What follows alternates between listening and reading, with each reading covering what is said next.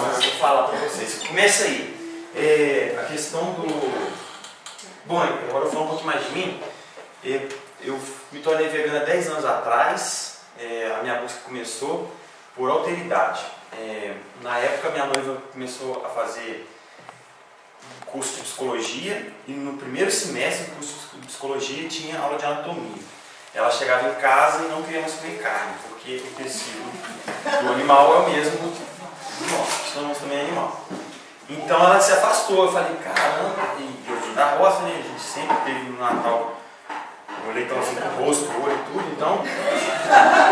então assim, não fazia sentido não comer carne, sabe? Tinha que comer carne, por conta de anemia, de B12, de proteína. E aí eu falei, de jeito nenhum que você vai ficar sem comer carne. Eu vou pesquisar por A mais B que você deve comer carne. Eu lembro que tem aquela de escada. Eu comecei a baixar um documentário no início da pesquisa, chamava Terraço, que falava assim, vai mostrar a indústria da carne. Eu falei, pô, esse documentário deve ser bom, deve falar os motivos para você consumir a carne. E deixei ele baixando, como a internet de escada, foi uma semana de pesquisa. E quanto mais eu pesquisava, o Google mais retornava, carne não é preciso, carne é inflamatória, carne é aquilo outro, carne destrói o ambiente, os animais sofrem. E aí eu falei, cara, não é possível, cara, esse documentário vai ser a chave.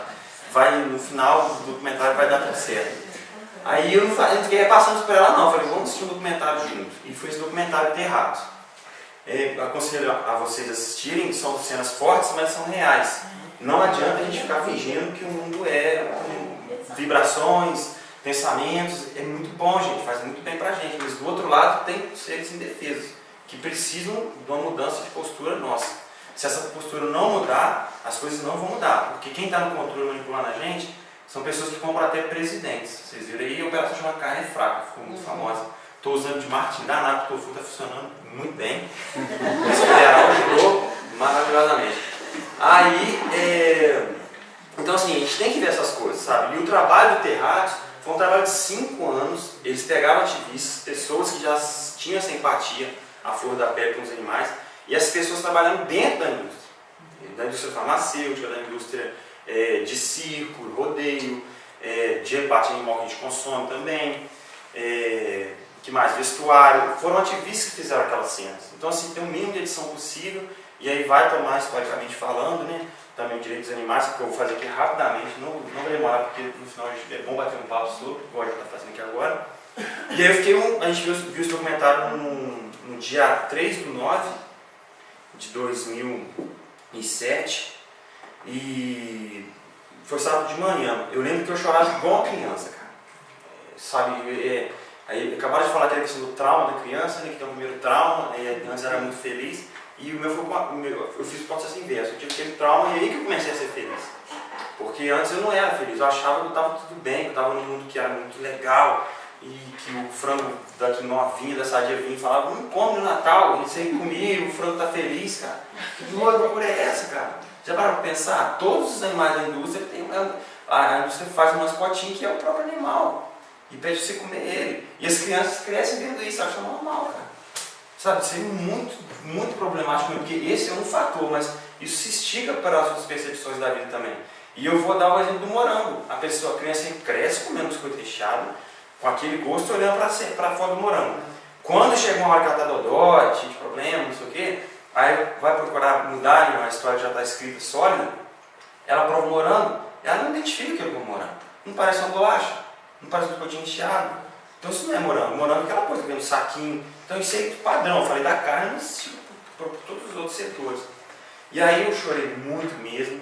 A gente dava pausa no documentário para poder assistir, porque eu não aguentava.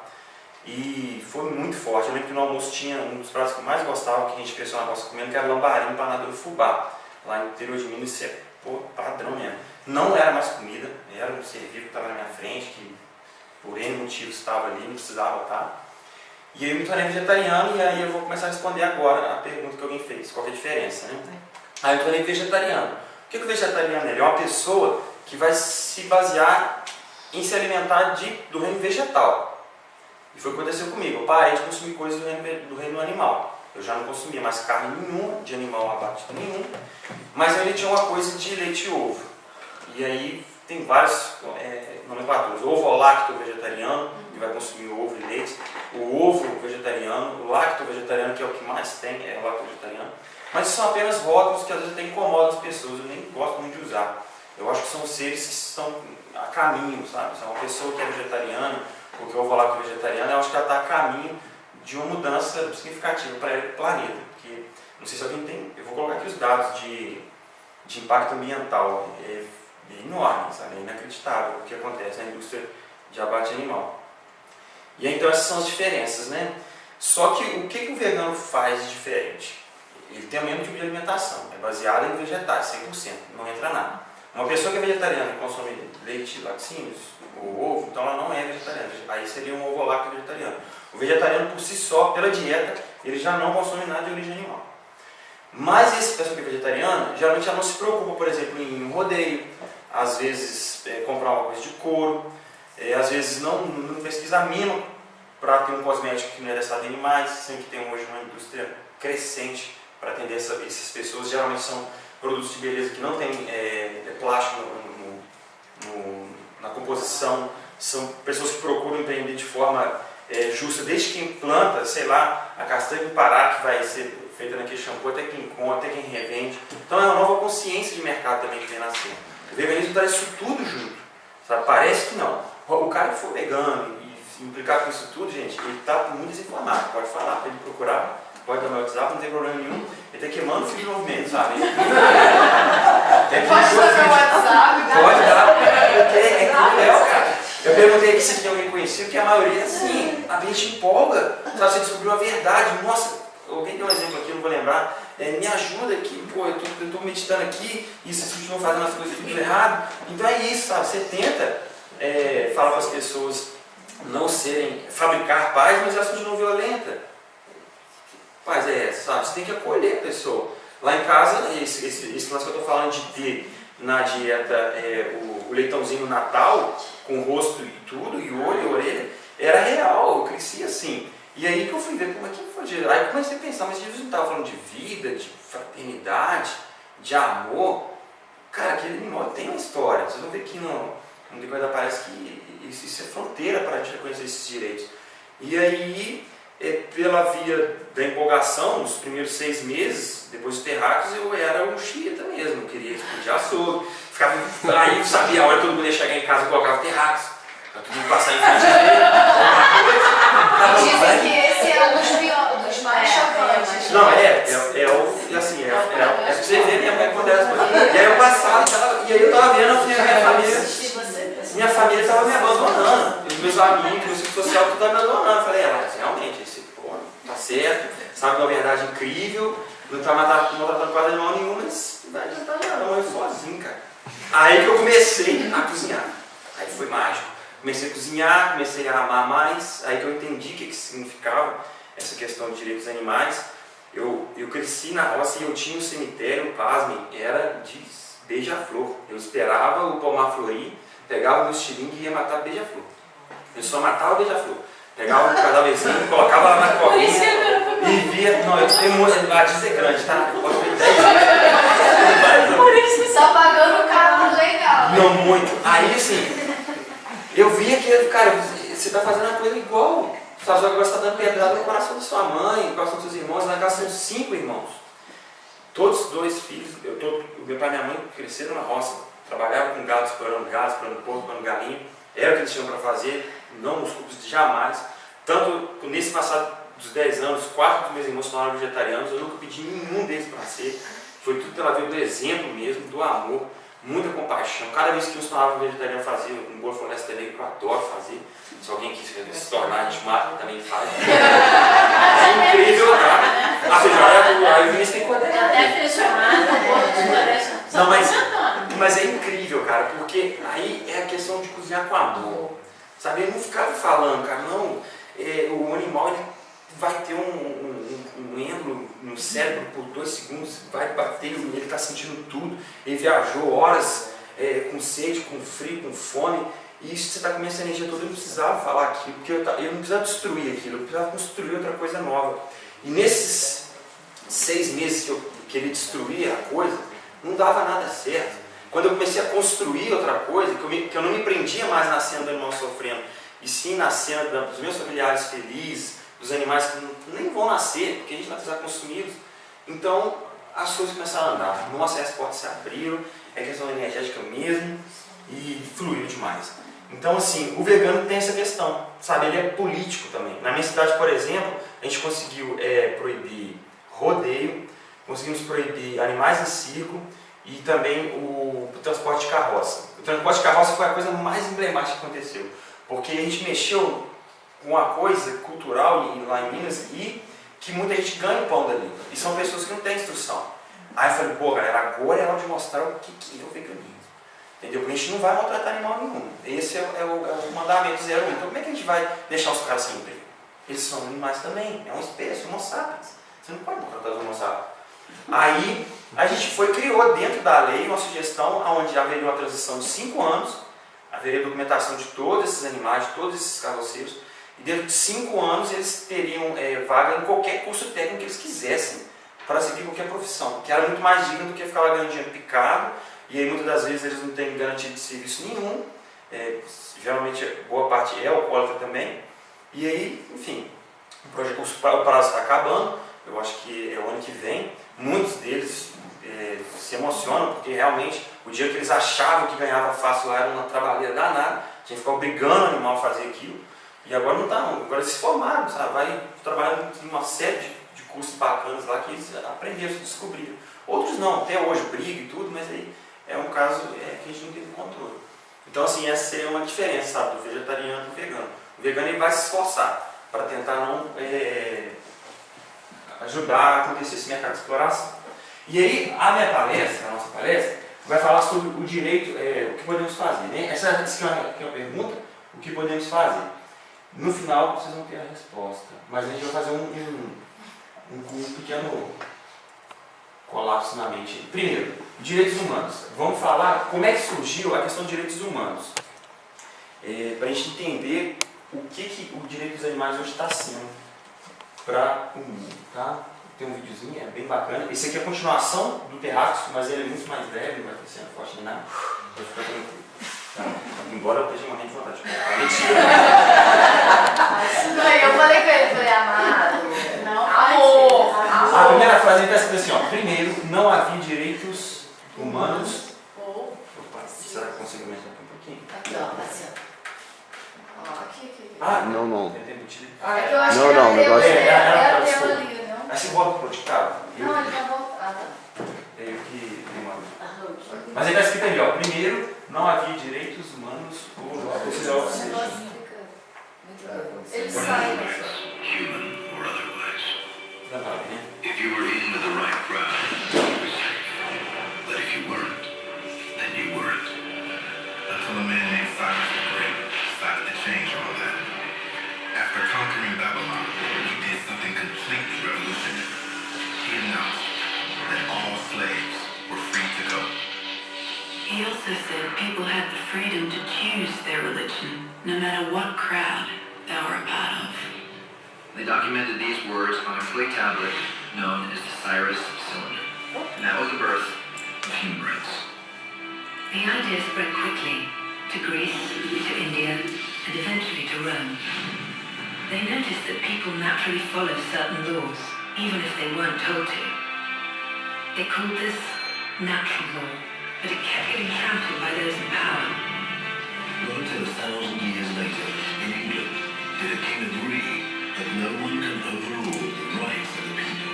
Not even a king. People's rights were finally recognized, and they were now safe from those in power. Almost. It still required a group of British rebels declaring their independence before the king realized that all men are created equal. This isn't to say he liked the idea, but he couldn't stop them. Thus, America was born. The French immediately followed that their own revolution for their own rights. Their list was even longer, and they insisted that these rights weren't just made up, they were natural. The Roman concept of natural law had become natural rights. Unfortunately, not everyone agreed. In France, a general named Napoleon decided to overthrow the new French democracy and crown himself emperor of the world. He almost succeeded. But the country countries of Europe joined forces and defeated him. Human rights were again recognized, and they drew up international agreements broadly granting many rights across Europe, but only across Europe. Somehow, the rest of the world still didn't qualify. Instead, they were invaded, conquered, and consumed by Europe's massive empires. Until, like Cyrus the Great, a young man from India decided to change all that too. His name was Mahatma Gandhi, and in the face of violence, he insisted that all people of Earth had rights, not just in Europe. Eventually, even Europeans started to agree. This was not two world wars erupted.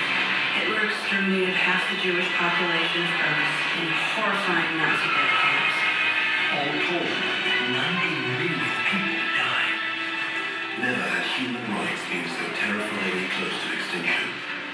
And never had the world been more desperate for change.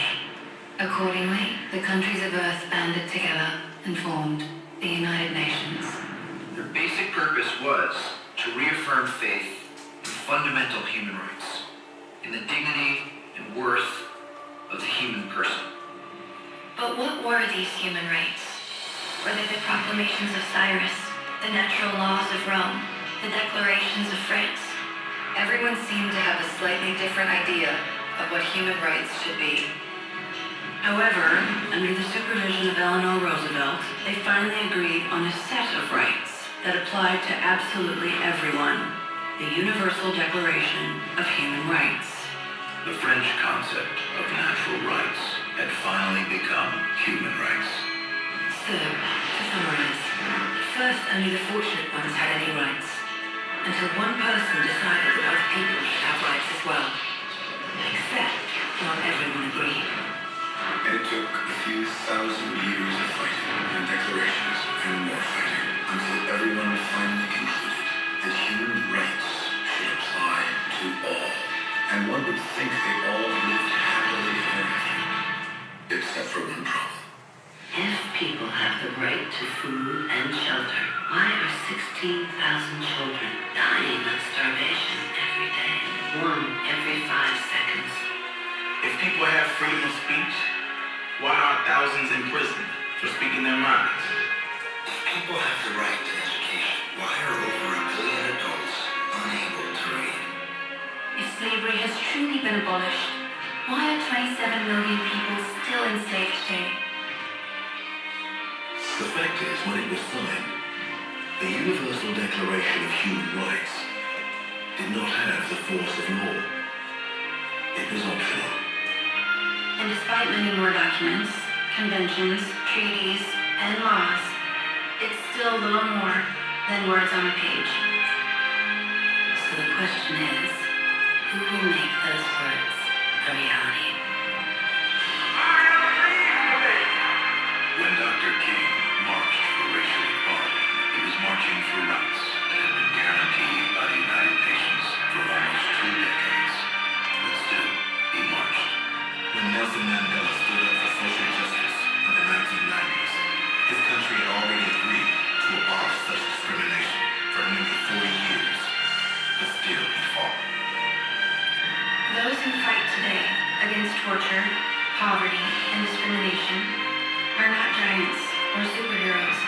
They're people, kids, mothers, fathers, and teachers. They are free-thinking individuals who refuse to be silent, who realize that human rights are not a history lesson. They're not words on a page. As Eleanor Roosevelt said, where, after all, do universal human rights begin? In small places, close to home. Bom, né? Não é fácil chegar aqui. Vocês viram a quantidade de quase 3 milênios para chegar onde a gente está. E teoricamente, né? Porque quando eles fizeram o documento, aí talvez todo mundo que tivesse os direitos violados falou, nossa, então agora a gente está bem, agora a gente tem o respaldo das Nações Unidas. Não adiantou nada, era teórico. Se pessoas como nós não tivessem ido para a rua, não tivessem gritado, não tivessem educado, tivesse alertado, olha, isso que você está fazendo está contribuindo com um tipo de mercado que está enriquecendo alguém que não está dando a mínima para o ambiente, está dando a mínima para a gente, está dando a mínima para a educação. Então a postura, no final de pergunta ali, aonde vai começar essa luta toda, sabe? Quem vai colocar isso em prática? E ela fala, dentro de casa, sabe? Na relação interpessoal mesmo. Então é aquela questão do Vipassana, né? Equanimidade e consciência. A gente está na era da informação, mas se não houver compreensão, não vai haver ação. Aí vai ficar todo mundo olhando e admirando. Quão belo é a gente estar na era da informação, sem ação nenhuma, todo mundo só admirando as coisas, sendo que tem do outro lado um monte de gente sofrendo. E engana quem pensa que às vezes a luta pelo direito, a construção da paz pelos direitos dos animais anula a luta pelos direitos humanos. Na verdade, são intrinsecamente ligados mesmo. Lá em Juiz de Fora a gente tem, além dessa questão das carroças, o projeto chama Veganos de Rua. A gente faz a distribuição de comida para pessoas que estão em condição de rua, só que com o diferencial de estar levando uma veterinária junto, porque moradores de rua também são, moradores não, pessoas que estão em condição de rua, porque a semântica também traz a gente toda hora. A linguagem, moradores de rua, como se rua fosse um lugar para morar, não é. As pessoas estão aí porque eles estão em uma condição que foi colocada, que às vezes escapa a elas a escolha. Então, são pessoas em condição de rua, assim como os animais também. E esses animais muitas vezes são esquecidos. Isso tem em todo lugar. Pessoas que levam comida para as pessoas que estão em condição de rua. Mas e os animais, os outros que estão lá? Geralmente não tem veterinário. Então a gente tem esse diferencial de levar o veterinário junto e também de envolver no preparo do alimento coisas que não tem nada de origem animal. E aí é que está um lugar nosso muito bacana. A gente pede patrocínio para uma empresa, para um mercado.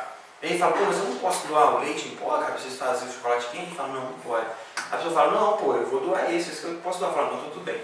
Então a gente vai te indicar outra instituição que pega isso e a gente vai procurar de outro lugar. Ah, mas por que não pode? A gente vai e educa a pessoa. Falando essa questão toda, pô, não adianta a gente ajudar um, descobrir um santo e cobrir outro. Sabe? A gente vai estar na mesma. Você está tendo a oportunidade de ter uma consultoria gratuita aqui, de um produto que pode ser vendido no lugar disso daí com um discurso muito mais coerente.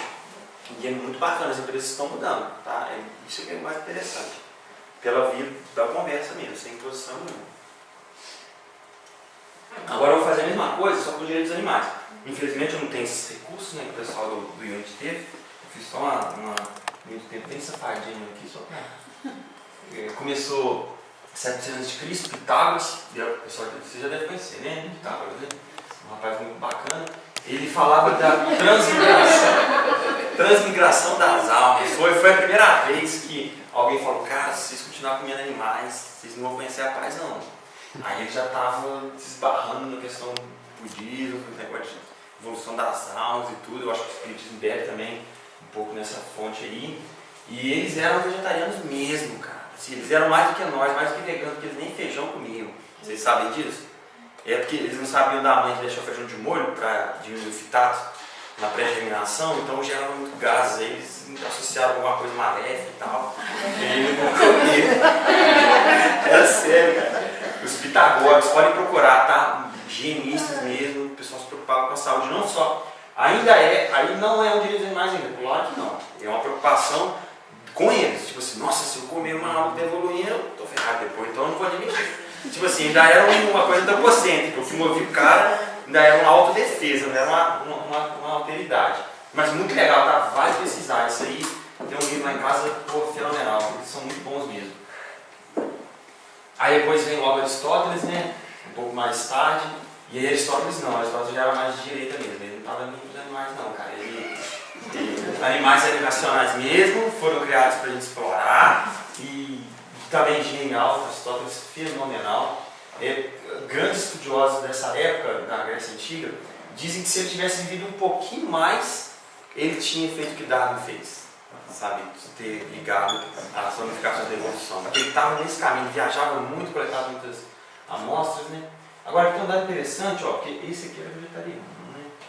Faz a conta de quantos que ele viveu. Alguém que é muito bom de conta aí? Seria 75 anos, né? 75, né? Aristóteles. Então, viveu bem menos. O vegetariano ele já dava longevidade. Eu desconfio disso. Aí bagunça total, né? No Antigo Testamento, vocês conhecem, uma milhar de anos para escrever, um monte de gente escrevendo. Aí isso é usado até hoje, tá? Por muitas religiões que exploram animais, dizem que é ritual, né? Matar um animal, não sei o que tem a ver isso. E usam isso, tá? E usam essa frase aí, cara, pra gente ir mesmo, e dominar e tudo, mas aí do ponto de vista jurídico, a gente tem pessoas veganas dentro do meio jurídico, de ponta mesmo, em Harvard, que conseguiram colocar na grade curricular. Não é uma aulinha, não, sabe? Não se mexe direito ambiental e tem uma aulinha de direitos animais, não. É um curso inteiro, 6 meses de direitos animais. Então, eles levantaram essa questão, se domínio envolve mesmo necessariamente propriedade. Às vezes o domínio quer dizer muitas vezes responsabilidade, porque querendo ou não, você está exercendo uma força sobre alguém, e aí você pode destruir ou construir com essa força, né? Tem essa questão toda aí. Mas até hoje, gente, não sei se alguém usa aqui, não estou ridicularizando nem nada, mas é foda, cara, você se basear num livro desse, né, escrito por um monte de gente, e justificar uma barbada dessa. Aí o René Descartes, não sei se você conhece, ô Felipe, a obra, você vai gostar muito se algum dia você tiver uma oportunidade. Aí já passou bem tempo, né? Agora já está cá no século XVII. Mecanicismo em não humanos autônomos. Peguei essas palavras-chave. O Descartes é um cara fenomenal, ele fez muita coisa boa mesmo. Só que danado, tinha que falar de mecanicismo, cara, não precisava de falar, não sei o que aconteceu. Eu acho que é muito financiamento que esses caras ganharam de rei, não sei o quê. Aí parece que tinha que agradar os caras e falava, não vou ser totalmente não, vou dar um mole aqui. Ele deu esse mole de mecanicismo. O que o mecanicismo é? Pô, tudo assim, você pode entender tudo pelas partes, cara. A bagunça que é a medicina hoje, cara. Tipo assim, tem o dedinho seu da unha do pé esquerdo, tem um profissional, e do direito tem outro, cara. É uma loucura, e vem daí, cara, vem do mecanicismo, sabe? Entender o todo pelas partes e achar que as partes nunca é maior do que o todo, mas a gente sabe holisticamente falando, sabe? Tenta entender qualquer coisa, qualquer sistema ecológico, social, as partes quando elas vão se juntar, elas não falam aquilo que cada uma representa, é muito maior. Então o mecanismo foi um erro cruel na história humana, a gente até hoje ainda tem uma boa parte da ciência que ainda é feito nisso. E o mecanicismo envolvia o quê? Desmontar as coisas. E o que eles desmontavam na época? Animais, cachorro, sabe? Aí que nasceu a vivissecção. Não sei se alguém sabe o que é vivissecção. Você pega o cachorrinho que você ama, eu sei que você ama, não, né? Você não ama, tem um cachorrinho, bota em cima da mesa, vive, sem anestesia nenhuma, prega os pés, abre e corta pelo músculo mental, corta e abre e vai estudar. Sistema anatômico, o coração dele está batendo. Olha que incrível, ele sente dor, ele estimula isso. Até hoje tem, gente, tá? Inclusive, no curso de psicologia da minha noiva, ela fez testes em ratos para descobrir o que era o estímulo não prazeroso, dava uma repulsa àquela situação, e o estímulo prazeroso dava uma avidez. Grande descoberta. E os animais sofrem até hoje, não dá para acreditar, mas está mudando, tá? Eu tenho um amigo assim, que eu troco e-mail com ele, que é o Thales Stress.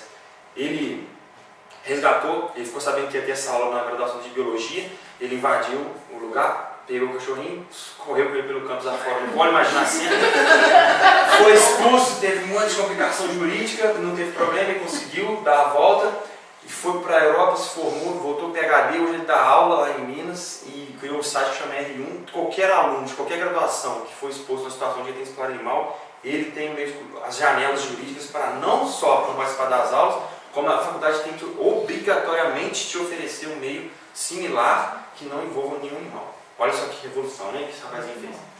Aí, e o pessoal chamava ele, a turma dele, do PK, chamava os não humanos de autômatos, que é o quê? Esses animais, eles não têm alma, porque esse negócio de alma, assim, do jeito que a gente conhece hoje, nasceu foi com o DK, tá? Ele falava assim, a gente é composto de uma matéria de corpo, e de uma outra matéria que seria a alma.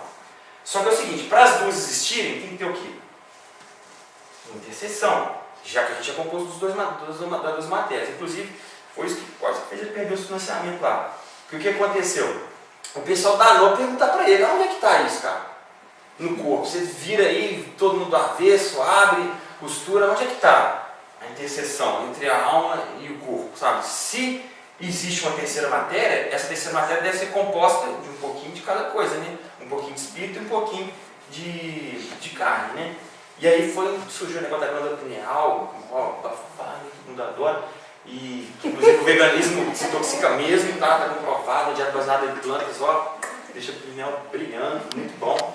E aí o danado não conseguiu explicar não, ninguém morreu antes, ele ia ficar lá, morrendo pobre, coitado. Foi ficar mole. Mas você vê bem, aí isso não se aplicava aos animais não. Isso só sabe porque o animal ele tinha mais capacidade de abrir e tal, milímetro por milímetro. E o ser humano não. Então ele simplesmente falou, não, os animais não têm alma. Os animais têm, eles são autômatos, eles são automáticos, mas são complicados, sabe? Tem uma engrenagem ali dentro muito complicada. E o pessoal acreditava, cara, nisso. Nem todo mundo, né? Porque depois vai vir isso aqui foram algumas coisas que eu fui pensando, tá? Por exemplo, na Irlanda, em 1635, foi proibida a colocar arado em rabo de cavalo e extração de lã. E olha só como é que era. Até quando o animal ia se beneficiar de alguma coisa, ele era pejorativamente tratado, né? Era uma crueldade usada contra as bestas. Isso que era o nomenclatura que tomava a proibição. Tipo assim, você não pode porque o animal é uma besta, né? É uma coisa do mal. Aí de alguma forma, e não ia pra frente esse negócio, sabe? Ficava um tempinho só e a pouco desaparecia. Esse Nathaniel Ward, né? Nenhum homem exercerá qualquer tirania ou crueldade contra qualquer criatura bruta que seja mantida para o uso humano. Aqui a gente está no século XVII, é o mesmo desse daqui, né? Século XVII, são os mesmos. Eles são os puritanos, eu não sei se alguém conhece aqui de história, uma galerinha bem bacana também e tudo mais. Só que assim, mais uma vez, fica a mesma coisa do Pitágoras. Tanto a briga de galo, quanto a briga de cachorro, quanto as touradas. Os puritanos eles tentavam proibir isso porque era tido como um hobby de gente à toa, sabe? Tipo jogar baralho, uma coisa. Então vamos acabar com isso, que aí a gente vai conseguir focar os caras mais no trabalho e tirar esse tipo de distração deles, né? E eles não tinham como ganhar dinheiro com isso também, né? Era uma coisa bem, sei lá, se tivesse um cachorro lá, outro cachorro colar, a gente reúne no final de semana e bota os dois para brigar. Acontece hoje também, todos os três acontecem hoje também, ainda acontece. São coisas desnecessárias mesmo de se ver, mas é bom sentir, sabe, que existe energia no planeta que a gente pode transmutar isso. Mas tá aí, ó, de longe, né? E sempre o exemplo antropocêntrico. Aí que o bicho pegou, cara, daí pra frente foi massa. Rousseau, se alguém conhece, cara, foda demais. A frasinha dele: os animais devem fazer parte da lei natural, não porque eles são racionais, mas porque são seres sencientes. Isso aqui vai mudar tudo, ó, esse termo. Senciente, vai mudar isso, vai mudar tudo. Porque a gente viu lá no Direitos Humanos, ele participou dessa questão da lei natural. E não sei se vocês vão lembrar no vídeo, rapidamente fala, mas essa lei natural era para a gente não ficar, tipo, impondo a força no outro semelhante. A lei natural era uma coisa mais equilibrada. E aí o Rousseau já falava, não, cara, os animais também têm que entrar nisso porque eles são sencientes. Senciência é o quê? É o animal sentir que sente. Ele sabe que ele sente. Se eu colocar aqui dentro uma galinha e colocar duas situações para ela, um lugar para ela ir, ficar num jardim lindo, maravilhoso, cheio de coisa para ela pastar, e do outro uma granja, onde ela vai ficar num espaço de uma folha do tamanho A4 para morrer e botando ovo, ela não vai escolher a gradezinha, ela vai escolher o quintal. Por quê? Porque ela sabe que o que é bom para ela, ela tem capacidade de escolher. Então assim, isso é ciência, o animal sabe que sente. Ele evita o sofrimento, ele tem condições de evitar o sofrimento se ninguém interferir na liberdade de expressão dele. Então esse termo ciência vai mudar tudo. Ah tá, e o que é bem legal é menos porque ele é um ser racional do que é um ser sensível. E aqui ele está, eu vou ler tudo novo, só foca nisso, ó, é menos porque é um ser racional do que um ser sensível. Aqui ele está dando uma cutucadinha no Descartes. Porque aí o Descartes falava, tudo bem, eles sentem, mas é menos porque ele é um ser racional do que é um ser sensível. Então, é isso mesmo. Não importa se o animal é racional ou não, o negócio é que ele sente, sabe? E outra, se a gente tomar a racionalidade como ponto de referência, está tomando quem? Está tomando a gente. Pô, aí a gente aqui dentro, Homo sapiens, tem gente que consegue escrever livro, tem gente que não consegue, tem gente que é super atleta, tem gente que não é, tem gente que é cadeirante, o outro é autista. Então, se a gente começar a colocar os animais fora do Homo sapiens, para dentro dessas lacunas, que seria assim, é só porque é racional, a gente vai começar a se embolar demais, definir o que é direitos humanos, sabe? Então é melhor englobar uma coisa que pega todo mundo do que ficar dando brecha. E aí os caras adoram Hitler, o Temer, e vai embora, né? Aí Voltaire também, muito bom, mais uma vez espetando o DK. Responde-me, maniqueísta, teria a natureza entrosada nesse animal todos os órgãos do sentimento, sem objetivo algum? Terá nervos para ser insensível? Porque a contradição é tão grande que quando a galera da vivissecção, a turminha lá do DK abria um cachorrinho e via o coração batendo, ele não associava que era o coração enquanto ser humano, não, só o funcionamento. Olha que bem, coisa bacana. Eu quero sentir só que me convém, né? Só que me convém. Aí ele foi e falou assim, ué, mas engraçado isso, né? Tem todos os aparatos, tá tudo lá, a anatomia é a mesma. E aí a gente sente então, né? Ele só tá lá porque, né? Não sei, que Deus é esse? Esse é o Deus cruel. Então, esse debate entre esses filósofos foi incrível, tá? Aí o Jeremy Bentham foi fenomenal também. A capacidade de sofrer que deveria ser a referência como deveríamos tratar os outros seres. Não a capacidade de raciocinar, como defendiam alguns de seus contemporâneos. Se a racionalidade era critério, vários humanos, incluindo bebês, pessoas deficientes, também deveriam ser tratados como se fossem coisas. Olha que interessante, hein? Ele pegou justificativo para as palavras animais e falou, peraí, tem um monte de ser humano, cara, que se enquadra nisso. E aí a gente vai deixar, na mão de alguns tiranos, esse argumento aberto. Esses caras não eram veganos não, cara, nem tinha nascido o termo ainda.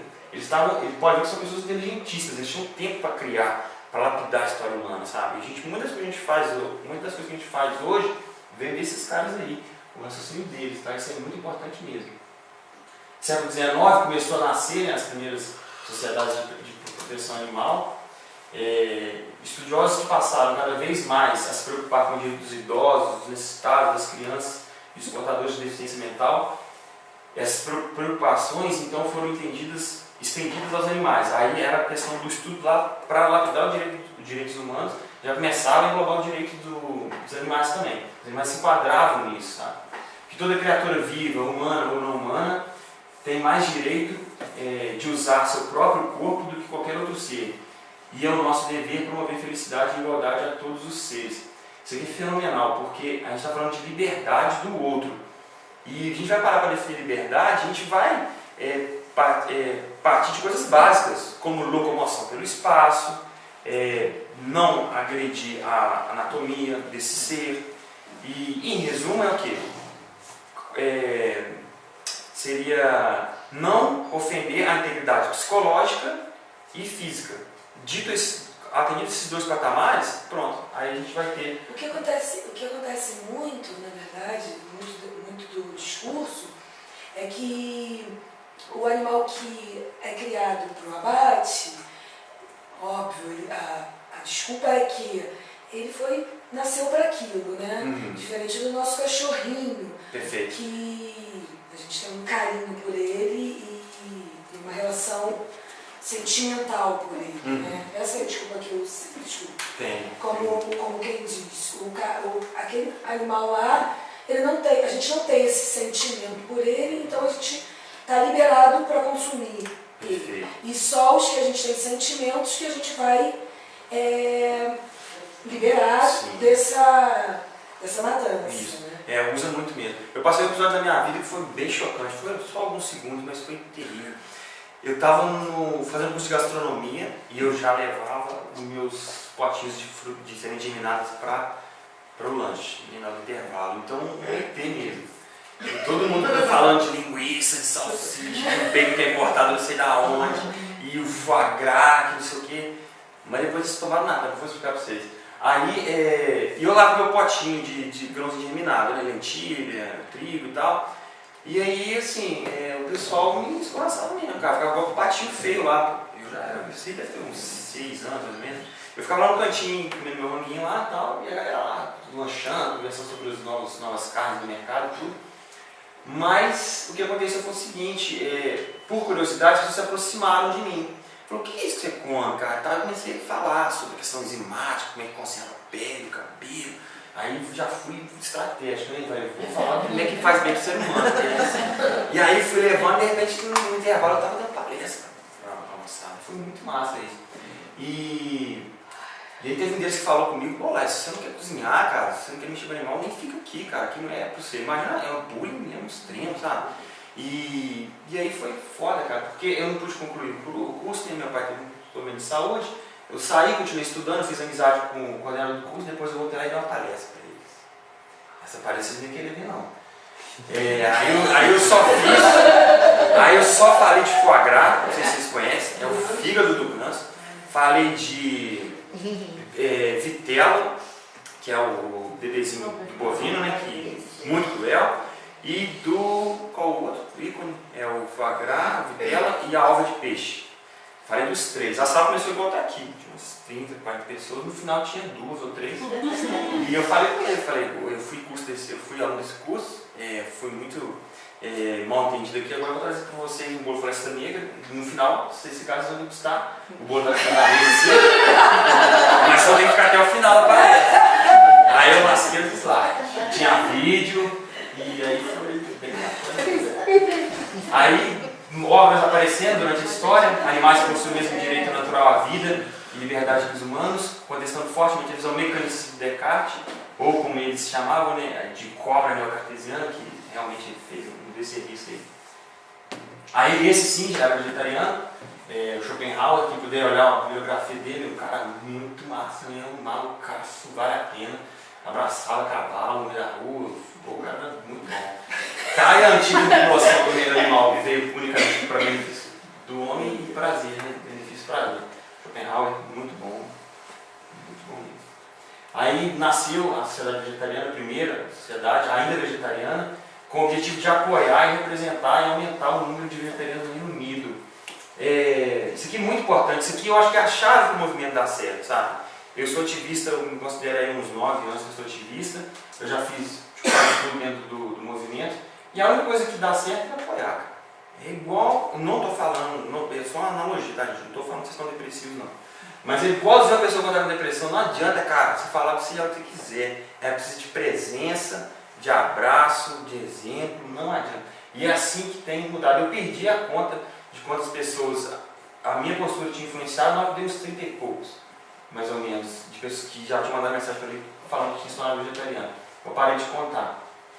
Mas é crescente, sabe? Não para. Porque as pessoas sentem que essa questão de mudança planetária, de dimensão, uma coisa da paz, a gente sente uma energia fenomenal. Quando você faz experimento consigo próprio de ficar 21 dias sem comer nada de origem animal, o seu corpo dá pulo de alegria. A gente está falando de microbiota intestinal, um pouquinho agora de nutrição.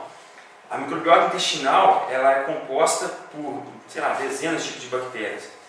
E essas bactérias elas podem ser ruins ou boas. E o que você coloca da boca para dentro é que vai definir a população que vai ser maior, as benéficas ou as maléficas. Então, geralmente, a gente tem as maléficas em maior quantidade. Aí é inflamação, é gases, é dores, não funcionamento da psicologia adequada, porque tem um eixo que se chama intestino, cérebro, que é fenomenal. Vale a pena estudar esse termo, cérebro. Eixo cérebro-intestino, muito bom. A gente está falando que isso até é um órgão separado, esse tipo de funcionamento é uma coisa fora do que a anatomia está dizendo. Então, assim, quando você passa no vegetal, essas bactérias elas querem isso, elas querem fibra, querem vegetais. Tem gente que tem um problema também, assim, entre aspas, sério, que começa a usar demais o banheiro, dá muito gás, mas o que está acontecendo? As bactérias boas estão aumentando. Só que você não tem uma quantidade de bactéria boa ainda grande e aquela fibra fica parada e ela fermenta. Aí dá gás mesmo. Mas o cheiro do gás do vegetariano é muito diferente, cara. O cheiro do gás. Você nem percebe, cara. A gente tem umas vantagens. Aí assim, depois que está estabilizada a quantidade de bactéria, acabou, não tem, sabe? Só alegria. Fabricação de B12, fabricação de serotonina, todas as vitaminas do complexo B, imunidade eleva, e, nossa, aí. Engraçado, por incrível que pareça, também motivo antropocêntrico, o nazismo, em alguma parte do seu processo de chegada ao poder, proibiu caça, regularizou o transporte com animais que eram transportados para baixo, alguma coisa assim, tinha que ter algumas regras, e restringiu a vivisecção, porque por conta que era uma ciência judaica, né? Então, contra os judeus, então eles não quiseram, eram motivos puramente egoístas, né? Mas de alguma forma beneficiou com os animais. E aí logo em seguida eles viram que estava atrasando tudo, já revogou, aí teve essa aspas aqui, ó. é lei em toda a comunidade que, quando é necessário, e eles vão decidir, né, os indivíduos singulares são sacrificados pelo interesse de todos, ou seja, toda hora, né? Vai morrer todo mundo, na hora que eles quiserem, eles acham que tem que morrer, vai matar, não foi isso que foi. Mas é só uma curiosidade.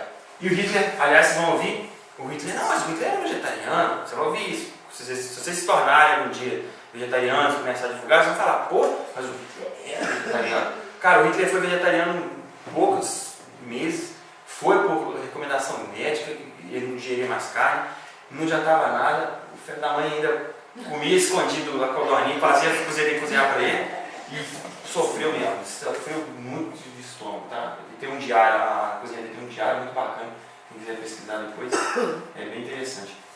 Aí aqui, no pós-guerra, né, após as duas grandes guerras, a demanda pelos produtos de origem animal cresceu demais, e aí começou a nascer essa indústria bizarra que a gente conhece hoje. E aí começou a pipocar psicólogo, neurocientista, psicanalista, falando, né, que como é que a gente perdeu a noção do que é crueldade. Mas foram totalmente abafados. Tem que revirar a internet para encontrar esses trem.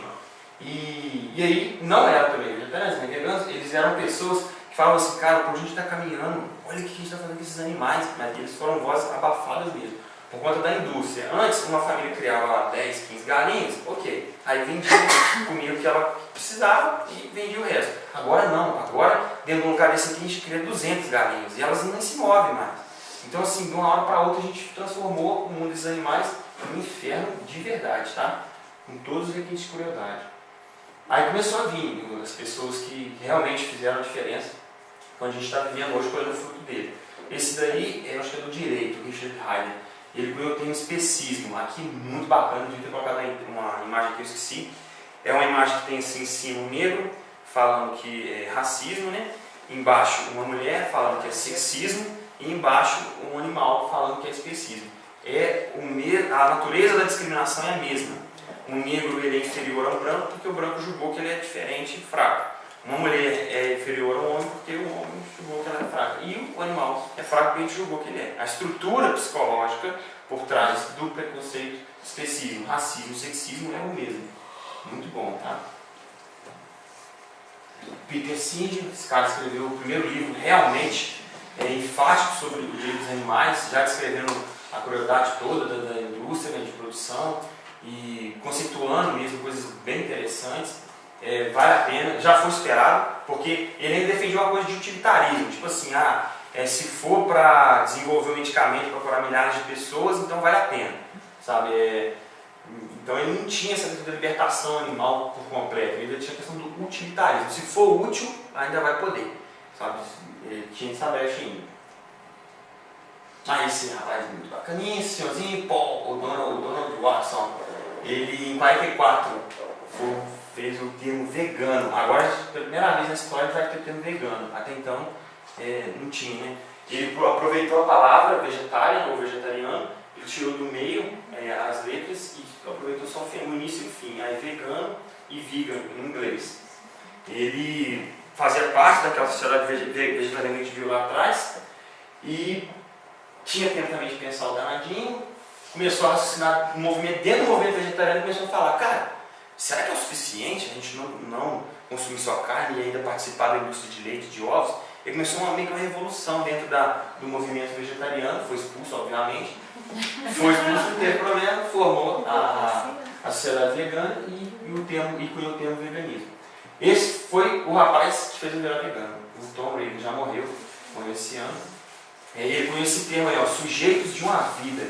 Isso aqui amarrou direitos humanos, amarrou direitos dos animais de uma forma que dificilmente alguém vai superar, porque é genial. E nesse primeiro ano que eu fiquei vegetariano, eu li esse livro, bem devagarzinho, degustei, é um livro sensacional, devia estar ali. Se tivesse, eu nem ia levar emprestado, mas porque eu gosto mesmo, tá, de divulgar ele é bom demais. Ele tentou sistematizar por que os humanos conseguiram direito, sabe? Então tá, aí vem essas justificativas aí. Porque os seres humanos são humanos? Porque os seres humanos são pessoas?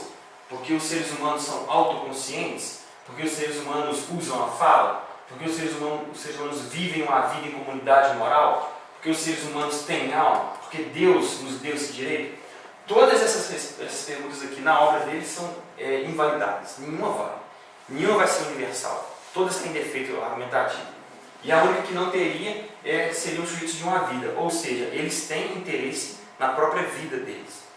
Então quem somos nós para impor neles algum tipo de limitação psicológica ou de liberdade física? E é injustificável por N motivos, né? Entre eles todos esses aí superados. Esses sujeitos de uma vida têm o mais forte que a gente tem dentro de direitos animais. Aqueles animais têm uma biografia. E aí vocês verem falando assim, vocês devem conseguir perceber direito o que eu estou falando.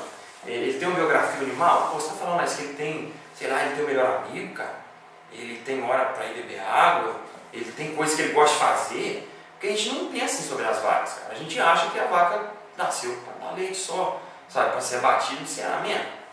Não sei, cara. Aí vão pegar a vida de vocês mesmos. Principalmente aquele conceito lá, pessoas. A palavra pessoas vem de persona, personalidade. Então, nervoso, calmo, triste, alegre. Se vocês já conviveram com mais de 2 animais, com mais de um animal pet, vocês vão ver. Um é de um jeito e o outro é do outro. Por quê? Porque eles são sujeitos de uma vida. Eles têm preferências, eles querem fazer uma coisa em determinado momento, eles não são seus. Você é tutor deles, você toma conta deles. A linguagem de novo traz, eu tenho um cachorrinho, eu tenho gato, você não tem nada. Mal você tem você, bobear. E aí é isso, cara, eles têm personalidade, então não tem como a gente impor nada a eles. Mas que a gente tente, né? Mas não tem jeito. É muito bacana esse conceito de sujeitos de uma vida. Foi esse livro aí, ó, Jogos Vazios. A capa dele é um macaquinho que foi usado em experimentação laboratorial. Ele foi retirado, ele foi na floresta do Congo, eles foram lá, retiraram esse animalzinho, colocaram numa jaula e ele é filhotinho. Ele é filhotinho, tipo um bebezinho. Se vocês já viram um filhotinho de gorila, ele é uma coisa mais linda do universo, cara, muito fofinho mesmo. E aí essa foto foi batida dele dentro da gaiola lá. Provavelmente, né, sofreu os piores opostos que a gente pode fazer. Esse Fulton Rare, muito bom. Aí, esse foi um dos últimos acontecimentos que aconteceu. Perceberam? Ele fala, como eu tenho que enfatizar isso. Harvard de novo. Agora a gente tem o peso do Stephen Hawking. Alguém conhece? Um cadeirante fantástico, né? Ele estuda a mente há um bom tempo. Porque o que resta dele é a mente. O corpo dele praticamente não funciona nada. Mas a mente está lá, pulsante. Provavelmente pratica Vipassana, né? Ele tem os aparatos necessários. Aí, e muito dinheiro mesmo. Então, o que ele fez? Ele estuda a interface mente-máquina, não, mente-corpo, para poder fazer mente-máquina. Ele quer criar para ele um exoesqueleto. Sabe? Ele quer voltar a andar como a gente. Ele tem cacife para isso. O cara tem não só grana, mas como tem mente também. E ele reuniu os neurocientistas do planeta inteiro, os melhores. Sabe? Neurocientistas, psicólogos. E falou, cara, é o seguinte, manda vir, vou fornecer a vocês aí à vontade, pesquisa sobre a mente, pesquisa como é que se dá essa relação de corpo, e o que vocês tirarem daí, eu estou no lucro, eu pretendo criar uma máquina para ser o meu corpo. E no meio da pesquisa envolvia, parecido à herança cartesiana, de explorar animais, rasgar animal, implantar agora chip em animal, ver o que acontece no computador e tudo. E aí foram se descobrindo as coisas. Sabe, olha como é que funciona a mente, olha como é que o padrão que dá, olha como é que é o eletromagnetismo, olha como é que é isso, olha como é que é aquilo, olha quando se expõe a situações boas, o macaco com uma banana, dá uma banana para ele, olha como é que a mente se comporta. Quando eu dou um docinho para a criança, ou levo ela para o parquinho no domingo, olha como é que se comporta, é idêntico os padrões, não tinha diferença. Resultado, a pesquisa parou no meio, esses cientistas fizeram um tratado, falando, justificando que, vou até ler, ó, sabemos que todos os mamíferos, todos os pássaros e muitas outras criaturas, como o polvo, possuem as estruturas nervosas que produzem a consciência. Felipe, consciência. Isso quer dizer que esses animais sofrem. É uma verdade inconveniente. Sempre foi fácil afirmar que os animais não têm consciência. Agora temos um grupo de neurocientistas respeitados que estudam o fenômeno da consciência, o comportamento dos animais, a rede neural, a anatomia e a genética do cérebro. Não é mais possível dizer que não sabíamos. Isso aqui foi colocado em um manifesto por esses cientistas, todos assinaram, todos se tornaram veganos, saíram da pesquisa apavorados. Esse rapaz ele faz parece pelo mundo todo. Ele era para ter vindo no Brasil semana retrasada de Funback Fest, ele ia palestrar lá. Só que o que aconteceu? Provavelmente vocês não ouviram falar desse manifesto. Foi abafado, sabe? Gente, isso aqui é ciência de ponta, cara, sem limite financeiro. O Stephen Hawking estava envolvido nisso, mas foi... eu levei lá nessa palestra dele o manifesto que eu queria ter pegado o autógrafo do Philip Lowe e andar assim, plastificado para a galera ver. O negócio é real, cara, aconteceu, sabe? A ciência de ponta provou. Não há diferença. A diferença não é qualitativa, é quantitativa. O Homo sapiens tem X neurônios, a vaca tem X menos 10. A natureza e como que funciona eles é a mesma. Quem convive com o animal, com o cachorro e com o gatinho, sabe disso. Não tem diferença. Eles só não vocalizam, eles têm a comunicação deles. E agora tem um último evento que aconteceu também. Foi a primeira palestra pós-alinhamento planetário sobre a paz e a humanidade. Vocês estão vendo aqui agora, eu espero que vocês tenham essa palestra de hoje como algo assim, bem significativo de vocês, tá? E leve mesmo, tá? Leve mesmo para a vida de vocês, giro com calma, não precisa ter pressa. A definição do veganismo é muito importante, porque, como eu falei, que não compra couro, não usa coisas esquecidas em animais. Provavelmente, essa luva que eu estou usando aqui tem alguma cola, tem alguma enzima, alguma proteína do animal. Só que o que eu vou fazer? Eu preciso usar isso. Sabe? Então, o que tem que se destacar? Sabe? É que o veganismo é uma forma de viver que busca excluir, na medida do possível e do praticável. Como é que eu vou falar para uma pessoa que está lá no interior, sei lá, do Nordeste, que quer ser vegano, mas que só consegue transportar a lenha num burrinho? Pô, cara, trata o burrinho com todo o carinho possível, cara, e começa a estudar uma forma. Sabe? Você não é escravo dessa situação, mas não precisa estar de uma hora para outra também. Tem que ter, sabe, esse bom senso, e muitas vezes os veganos não têm e acabam fazendo um desserviço, tá? Seja para alimentação, vestuário, qualquer outra finalidade, dentro, na medida do possível, praticável. Ou seja, a gente que está em grandes centros urbanos, pô, não tem porquê, cara, a gente tem de tudo. Você coloca lá lista de preços que não fazem teste de animais, vai aparecer 300, mesmo tudo pela internet. Muitas das vezes é caro, é mais caro um pouquinho, só que tem também os que praticam o preço justo, porque, volto a dizer, algumas empresas que pegam esse nicho de mercado, que é hoje quase 20 milhões de clientes vegetarianos no Brasil, eles pensam assim, eles não são vegetarianos. Então você imagina entrar num negócio onde você tem garantido 20 milhões de pessoas querendo consumir o seu produto. Então assim, é muito sedutor, né? Então eles entram mesmo e manda ver, cara. Tem até uma página no Facebook, que a gente bota no WhatsApp, que mostra quais produtos, tipo assim, o Veja é testado em animal. E o outro lá, que eu não lembro, o IP não é. Então, assim, a gente começar a escolher isso, a gente já está ajudando essa causa. E não é um bicho de cabeça, não, cara. Não é muito fácil. Cada vez que você for no supermercado, tá lá, cara. Você precisa um item por item. No final do ano, você já está ótimo. Não testado em animal. Eles fazem questão de colocar, porque sabe que é um valor, não é porque é um valor agregado que você vai pagar, não é isso. O valor agregado que está ali é da tua autonomia de escolha. Por que acontece? Essas empresas elas já visualizaram que você escolher essa informação não é uma escolha, é uma imposição, porque você não escolheu. Sabe, eu estou escolhendo para você. A partir do momento que eu te dei a informação, você pode ir ter ou não, aí é contigo, sabe? Aí você escolheu, o carro é seu. Então, beleza.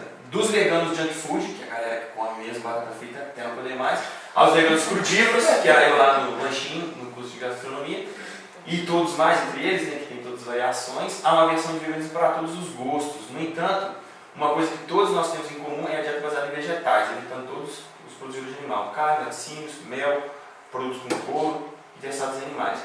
Às vezes a pessoa gosta de comer pizza e fala, cara, eu vou me tornar vegano, não deixa de comer pizza. Nossa, tem pizza vegana que tem por aí. Nossa, eu faço. E eu fiz consultoria numa pizzaria lá de fora, chama Mr. Tugas, é a pizzaria mais top que tem, cara. Pizza lá é 70 conto uma pizza. E um ambiente incrível, e eu fui lá apresentar a proposta para ele de consultoria. Ele falou assim, pô, mas eu tô querendo montar um boutique de carne, cara. Sabe, eu tô com a pizzaria, tô querendo montar o meu plano de negócio, é um boutique de carne. Aí eu falei, tudo bem, você pode seguir em frente com o seu boutique de carne, mas saiba que 37% dos produtos que são lançados na Europa são destinados para pessoas vegetarianas e veganas que têm consciência de direitos animais, e no Brasil tem 20 milhões de clientes esperando pra comprar sua pizza, cara. Aí contigo, você pode usar boutique ou não. Aí a gente fez um teste lá com tofu e tal, tá até hoje. Criou um cardápio vegano inteiro, com sobremesa, com prato principal, com entrada, com bebida, tudo certificado, tudo bonitinho. E assim acontece, eu tô falando da empresa top, mas também tem o boutique da esquina lá que tinha uma coxinha, que era de frango, e a gente ensinou a fazer carne de jaca. Vocês já ouviram falar de carne de jaca? Se vocês puderem, prova. Fantástico. Nossa, maravilhoso. E a galera adora. Mas é porque não tinha informação. A pessoa não tinha. Falta de conhecimento. O rapaz me certo, não vai querer só matar a imagem, ele quer ganhar dinheiro. Se eu explico para ele como é que faz para ganhar dinheiro de forma limpa, ele vai fazer. Então é bem difícil. Esse aqui foi o slogan atualizado, né, da empresa que o nosso dono do Watson criou. Eu acho que é incrível essas três frasezinhas ali. Um mundo, muitas vidas e nossa escolha. Contribuir com isso ou não, sabe? O Holocausto é incrível, gente. Eu vou colocar uns números aqui, ó, só para vocês terem ideia. Vamos lá. Esse número aqui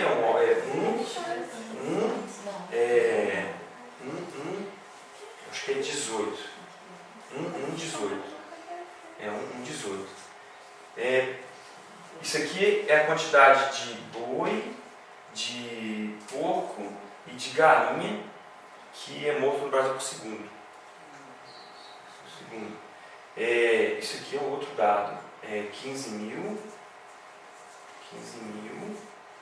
e 1.500. Isso aqui é a quantidade de água gasto para eu ter 1 kg de proteína animal e a quantidade de água que eu gasto para ter 1 kg de proteína vegetal. 90% de economia. 20 vezes. E 54%. 20 vezes a capacidade de aquecimento que o gás metano tem com relação a todos os outros combustíveis fósseis. Então, qual a campanha que você vê para reduzir o aquecimento global? Pô, anda dentro de carro, toma banho reduzido, quando não lava a calçada com mangueira, para reduzir o impacto, né? O gás que as vacas produzem, ele polui 20 vezes mais do que o gás que a gente usa no carro, no ônibus. E mesmo se a gente parasse de andar de carro, de avião, seja lá o que for, ainda assim a porcentagem da origem do aquecimento global ia continuar, que é 54% da indústria de produção de origem animal, de origem animal. Então, assim, são alguns dados que você nem precisa, sabe? Amar não as vacas. Eu não amo vaca, eu não amo elefante. Eu não amo, não tem como. Mal também amando. Então, quer dizer, é muito, sabe, trabalhoso, sabe? Então, assim, a resposta, né, para a pergunta, né, o que ele pode fazer no veganismo, que eu vou dar agora, eu acho que já dá para dar já.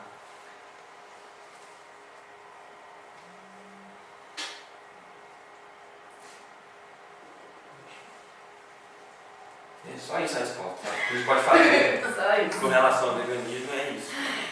A conduta diária. Lembrando que se você for uma pessoa muito abastada mesmo, muito beneficiada, você tem a oportunidade de fazer isso 4 vezes por dia, né? Café da manhã, almoço, um lanchinho de tarde, uma janta. Então 4 vezes por dia ao menos, porque você não compra bota todo dia, nem roupa, nem lógico que não, mas dá para fazer 4 vezes ao dia e reduzir esse impacto aí. Então, assim, é um caso a se pensar, né? É muita oportunidade, deixando escapar entre o dia. Começa o café da manhã, depois começa com o almoço. Pode pegar o meu WhatsApp, é sério, eu faço consultoria mesmo, ensino a cozinhar, pode ser de madrugada, cara, eu paro mesmo e falo. Isso aí é motivo, sabe, para mim viver, assim, eu fico muito motivado. E é por ele mesmo, né? Não tem outras questões, é pelo veganismo em si. A gente eu sei que vai dar muitos frutos ainda, sabe? Essas crianças que vocês estão falando em Dingo aí, tem uns vídeos na internet de crianças veganas, que quem não assistiu uma palestra dessa, às vezes acha, porra, a mãe e a avó viraram vegano, tem que forçar a menina a falar isso. Cara, não é. Não tem jeito, cara, você fazer uma criança falar que meu neto é vegano. O pai dele é vegano e ele não tem nenhuma necessidade. Ele chega numa festa, ele mesmo se adapta. ele mesmo procura as coisas nas quais ele pode se alimentar. Se ele não puder, porque também ele não usa lactose, já complica bastante para uma criança. Mas ele, se ele não puder, ele não come, ele chega em casa, ele vai se alimentar, e ele não deixa de ser criança, ele não deixa de se divertir, ele nem vai ter. Qual que é a idade dele? Ele tem 4. Mas ele é muito inteligente. 4 anos de idade. Ele é muito observador, né? Eu tinha 22 anos quando eu tornei vegetariano, uns 23 eu tornei vegano. Com 24, eu comecei a ter coragem de pegar banana, castanha e levar para a festa. E ele não vai passar por isso, ele já está fazendo isso.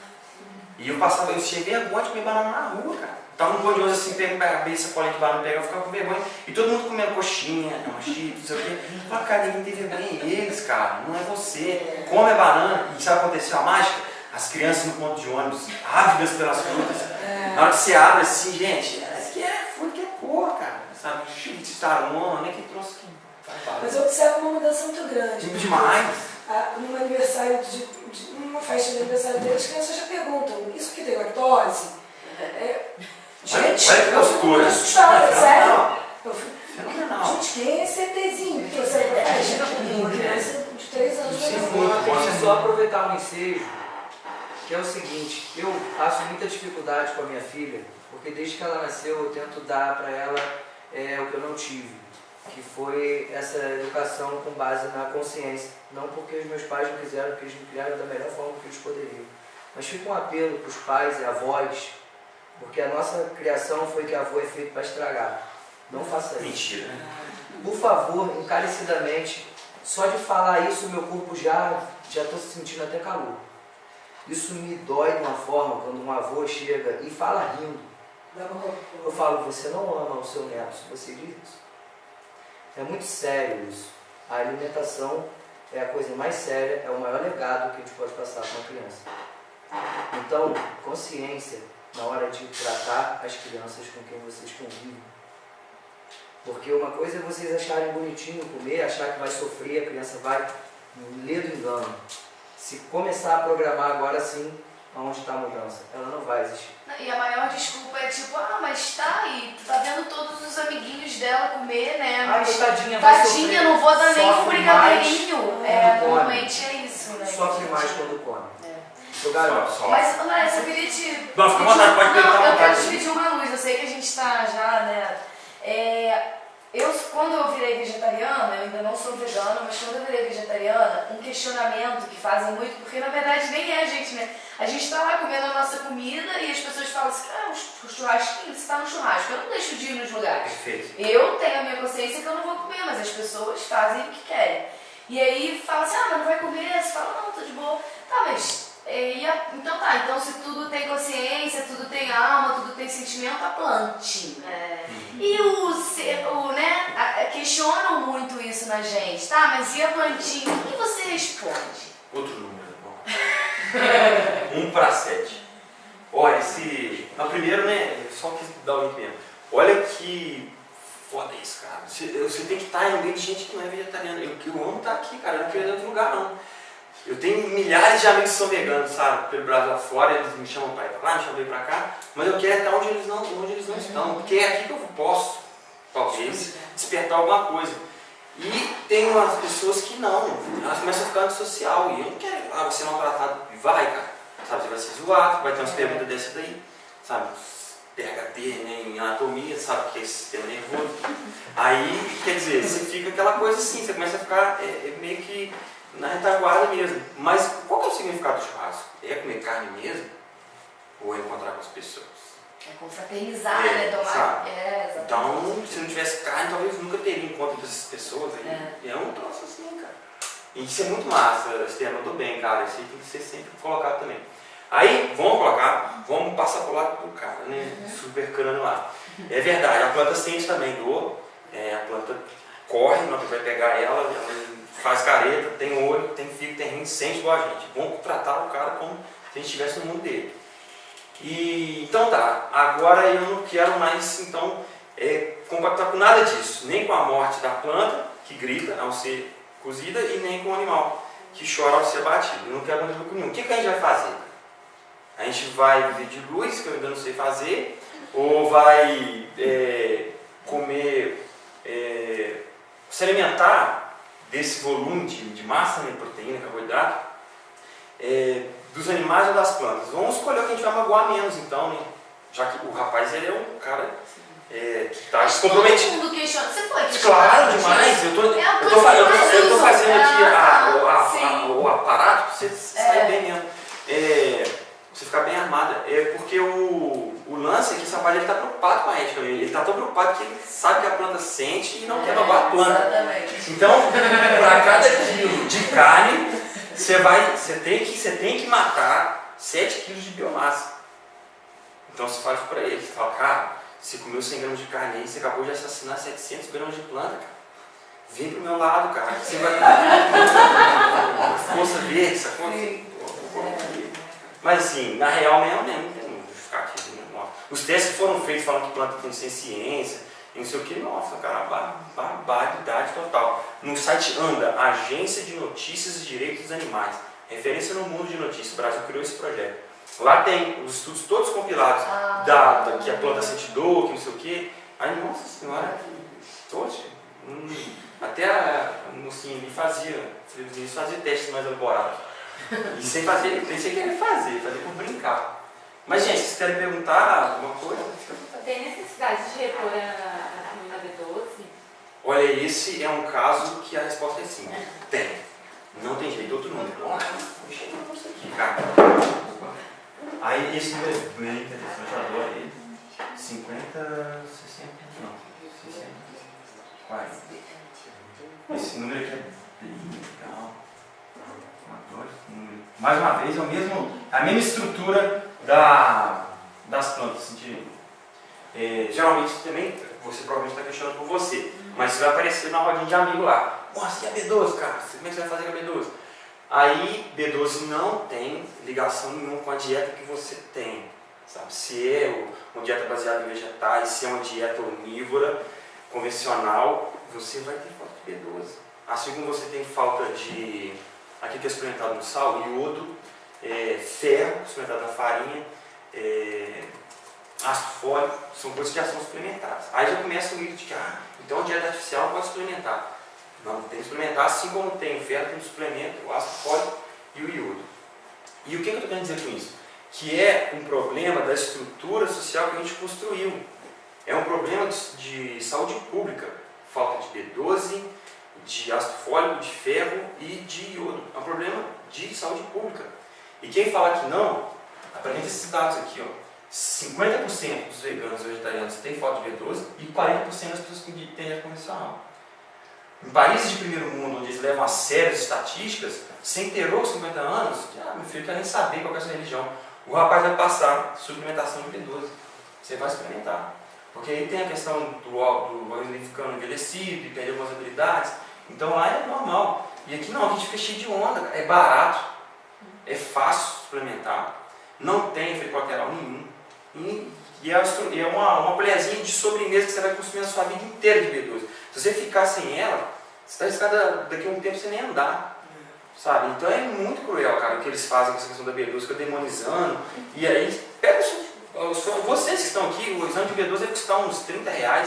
Não precisa ir no médico. Chega lá e fala assim, moça, eu quero abrir uma solicitação de exame particular para medir minha B12. Você vai pagar os 30, vai tirar, vai medir, você vai ver. 40% de chance de você estar com falta de B12. Sem contar que os níveis no Brasil de B12, eles são considerados normais em volta de 300. Isso é falta severa no país de primeiro mundo. Sabe, o médico que eu tenho como referência no nutrólogo, Eric Slivit, ele começou a ridicularizar, igual eu fui no curso de gastronomia, agora ele dá palestra para os médicos, explicando como é que funciona essa dieta baseada em vegetais. Ele fez um curso de 12 horas de aula de áudio e vídeo, só sobre B12. É fenomenal, sabe? Ele não sobra nada de dúvida. Então ele levanta esse dado e não tem pra onde correr não, cara. B12 é suplemento mesmo, não tem problema nenhum nisso. É o estilo de vida que a gente leva, não tem a ver com a dieta, sabe? No caso do iodo, tem o Lugol também, né? Que as pessoas desconhecem, que é baratíssimo e que você pode tomar a vida inteira, 2 gotinhas todo dia de manhã, né? A hora que você quiser, com um pouquinho de água. e que ninguém divulga. Se você for na internet, você vê as propriedades do Lugol, é maravilhoso. É igual magnético. E que você pode chegar em qualquer lugar mandando aquilo lá. Então você, todo mundo, né? Aí olha só que legal, né? A gente entra na questão do veganismo agora por outro viés, não só de direitos animais, mas de fazer um comércio justo. E a gente começa a comprar de pessoas que produzem. Essas pessoas que produzem, elas têm cuidado com a terra, porque elas não destroem a Amazônia, não vai comer na Amazônia igual um vírus, então elas têm um pedaço de terra e a pedaço de terra tem que ser cuidado. Então tem que ser nutrido. Então a quantidade de nutrientes que vem no produto que é de pequeno produtor é imensa. E eu estou falando aqui da microbiota que tem por fora desses alimentos. Então se você consegue comprar uma coisa orgânica, e uma pessoa, se conhecer a pessoa, saber que ele não tem nenhum tipo de contaminação, chega em casa e tira a areia e comer. Não tem nada que fazer de intoxicação com água sanitária, não sei o que. Ele tem uma microbiota ali incrível. O pessoal que estuda muito essa questão da microbiota, eles falam já em uma dieta, seria macrófaga, né? Não é macrófaga não, como é que é? Bacterófaga, que seriam o segredo dos grandes vegetarianos do planeta, os grandes herbívoros, cavalo, elefante, hipopótamo, girafa, porque eles consomem quilos por dia de mato e eles não teriam aquele peso em proteína para desenvolver a musculatura toda, gorila e tal, mesmo que naquela quantidade. Aí qual seria o segredinho? As bactérias que vêm junto. E elas convivem dentro de você. E aí um organismo vive um dentro do outro, sabe? E você nunca vai se sentir só, porque são 100 vezes mais bactérias de células. Como é que você vai se sentir só? Mas não dá. E tem gente que conversa, tá? Bactérias, que é cheguei lá não. Gente, tá tarde já, né? Gente, é isso que a gente vai falar, tá? Você fica à vontade aí, conversar, bate papo, o WhatsApp tá aí.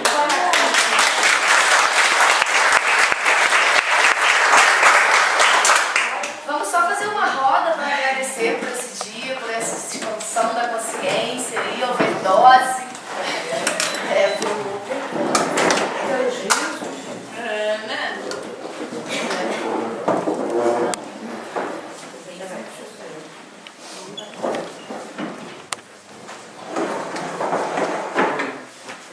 Ó, esse jogo é vivo, né? Vai ser declamado. Exatamente. Bom, agradecer novamente a todos que ficaram até o final. Eu sei que muita gente aqui, né, não estava ainda não está tão consciente como algumas pessoas também já estão nesse caminho. Então, assim, gratidão mesmo por terem, né, estado aqui até o final. Imagino que vocês vão ter muito o que pensar, muito o que refletir. E espero que isso realmente tenha expandido, nem que seja um pouquinho da consciência de vocês e que vocês passem isso adiante. A gente vai ter muitos outros seminários, com certeza, porque foi um dia incrível. E gratidão. É isso. Alguém quer falar alguma coisa? Obrigada. Obrigado. Esther, e também assim, até a gente quem tem, vamos dizer, já uma consciência, a gente também aprendeu muito, porque sempre informação nova está chegando, né? Então, gratidão, mais esse pouquinho ou muito de informação. Eu faço das minhas palavras, das suas palavras, das minhas, exatamente.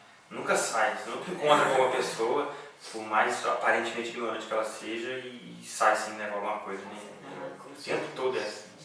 Da importância de a gente estar sempre junto uns dos outros. Foi um aprendizado, né? E também muitos não ficaram até o final porque tinham compromissos, Com certeza. essas coisas todas. E foi um seminário longo, né? Mas que a gente aprendeu muito. Então... Agora a gente já sabe que é de manhã até a noite. Botar no sábado. Entendeu? Não dá. É muito assunto, gente. É muito assunto. É muito bom. Fazer no sábado, ficam as dicas. Fazer uma feijoada. A gente vai ter uma feijoada vegana aí em breve. Podem ter certeza. E agora a gente pode até aproveitar que eu tentei uma vez, até eu e o Laércio, a gente ia fazer uma feira vegana, não sei se vocês ficaram a par disso.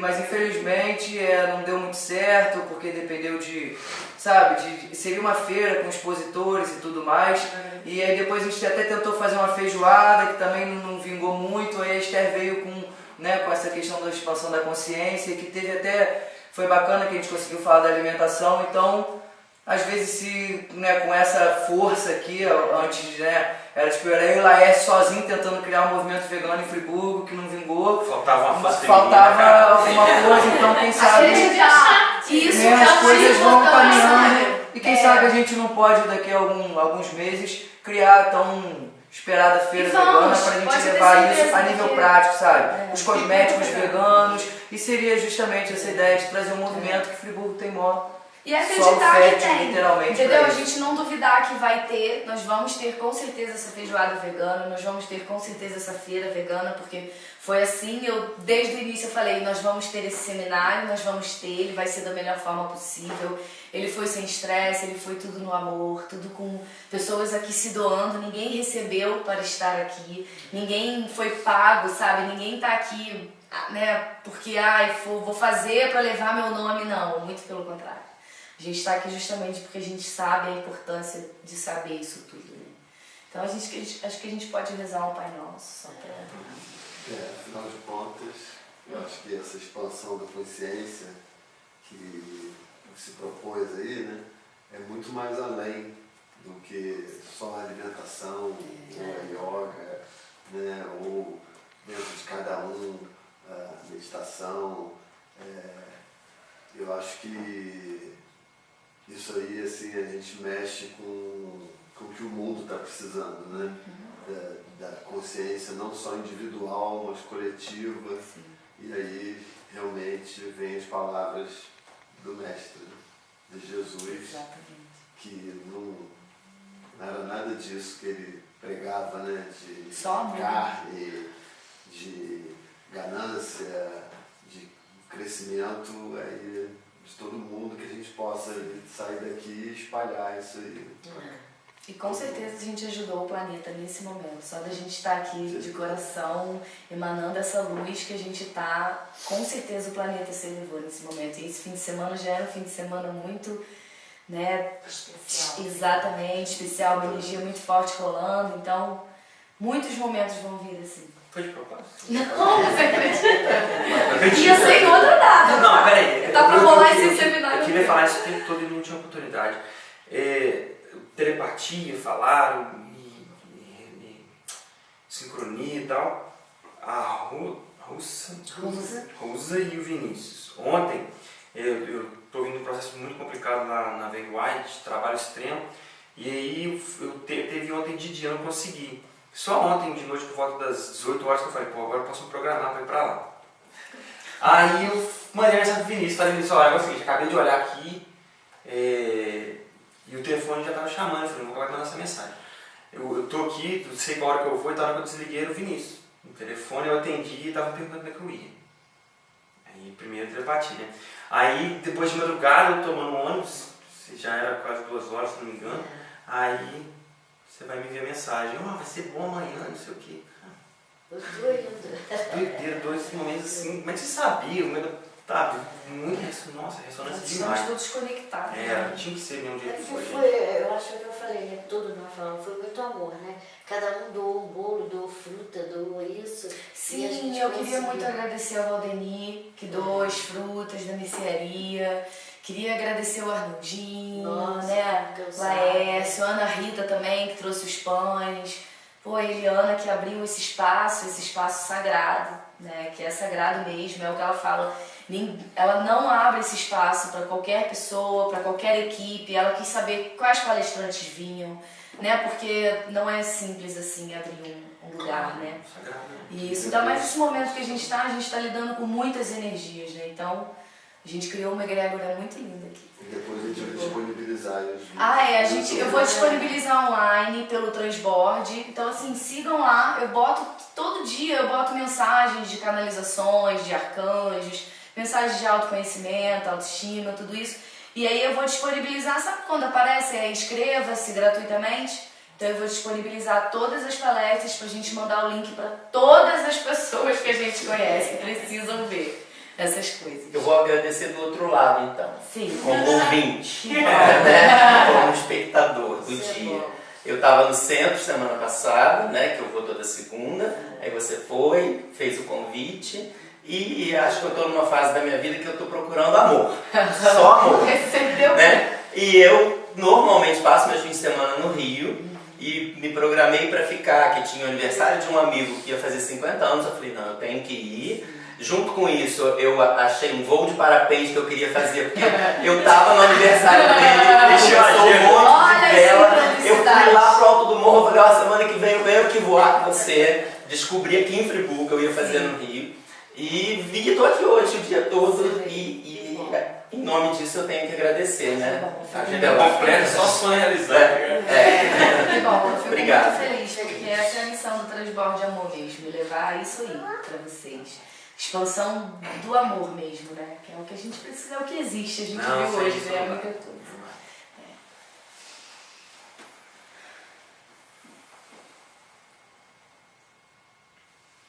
Pai nosso, que estás nos céus, santificado seja o vosso nome.